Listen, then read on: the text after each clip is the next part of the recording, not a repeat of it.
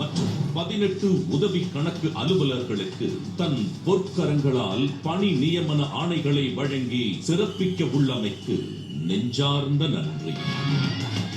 கான்பிடென்டா இருங்க, நல்லதே நடக்கும், வெற்றி நிச்சயம்.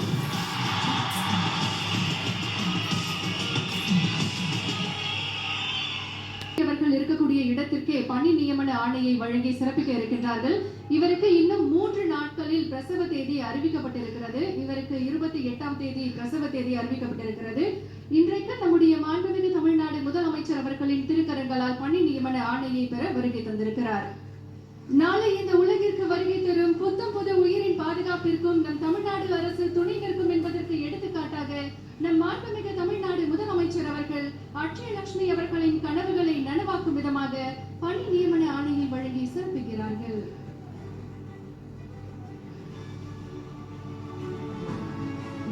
ஒரு தாய் தன் குழந்தையை கைப்பிடித்து வாழ்க்கை பாதையில் நடத்தி செல்வது போல தமிழ்நாடு அரசும் பெண்களின் கனவுகளுக்கு கரம் கொடுத்து சாதனையின் உச்சிக்கு கொண்டு செல்கிறது.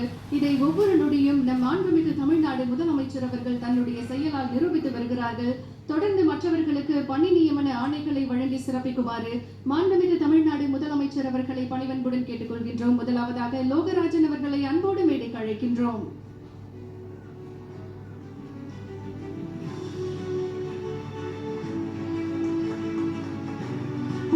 அவர்களை அன்புடன் மேடைக்கு அழைக்கின்றோம்.